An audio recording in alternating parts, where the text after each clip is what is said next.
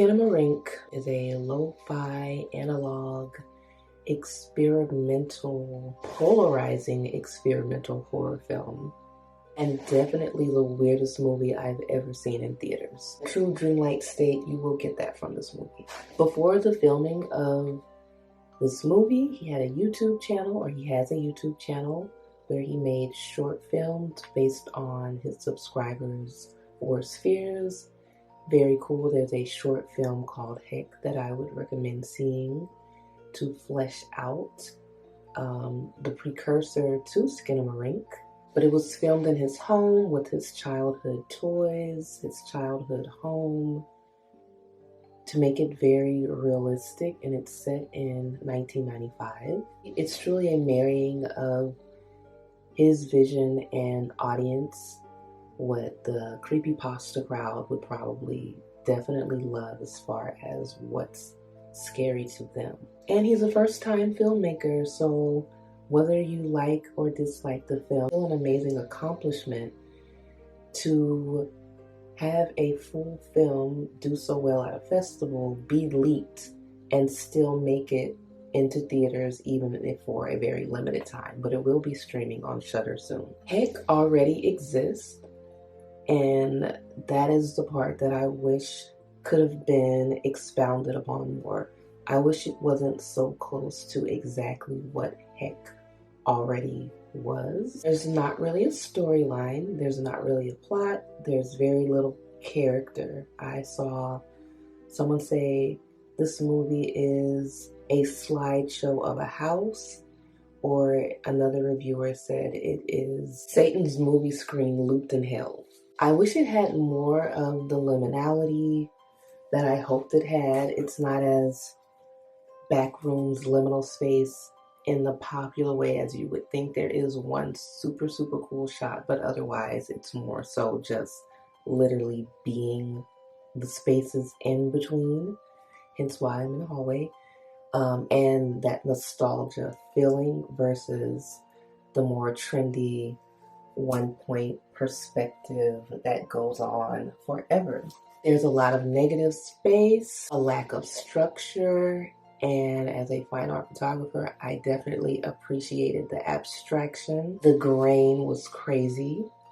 I do like how it looks in comparison to Heck. It forces you to try and find shapes in the darkness, as a small child, I suppose, would. It's not the scariest movie to me, but when my friend did step out of the theater, I'm like, why would you leave me alone in this theater for this movie in particular? I'm glad I got to see it in theaters, but I also think this is a movie that would work very well at home in your bed with headphones on, and it would probably be even scarier.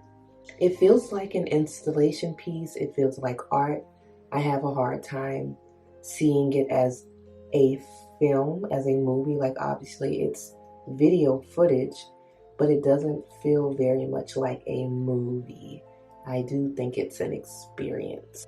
Some people think it's more of an immersive experience, but that takes you being immersed in it. So if you are challenged in focusing, this is an experiment and a challenge in focus, so that you don't forget what's happening, you don't forget you're in a movie.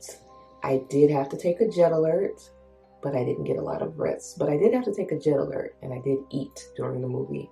But I got tired, and I really had to sit up straight and laser my focus to get into it after a while. It feels like it takes a century to watch. It is an hour and 40 minutes long, and without being spoilery, it does show days, how many days are passing. If the point is to feel like an eternity has passed, you will get that watching the movie. It feels like an eternity has passed. 1 hour mark came and went. My friend never checks his phone during a movie. I couldn't believe that much time had passed, but also I could, even though the movie felt much longer. But it definitely pushes the creative boundaries of what is a movie, what is a story. You're not going to see much of anything, And there's also little talking, but we're talking about it, which means it sticks with you. It's viral for a reason. It's filmed in a very childlike perspective with low angles, high angles, close-ups. Honestly, the trailer was much scarier than the movie. This was my most anticipated movie of the year, and the trailer was scarier. Some people thought Heck was scarier. I didn't think Heck was scarier. I didn't like Heck better, but I didn't get exactly what I was hoping for either, even though I understand the point of what it was going for. Are good moments, but some of them are more startling than frightening, or you're staring into the negative space and just a change in scene is a little jarring. My friend had to close ears for a bit because if you are a highly sensitive person, the film grain and the loudness of it could be problematic. I think editing is the biggest problem with the movie, and I would have liked just a little bit more plot. Heck does round up a little more solidly to where you can truly understand the meaning a bit more.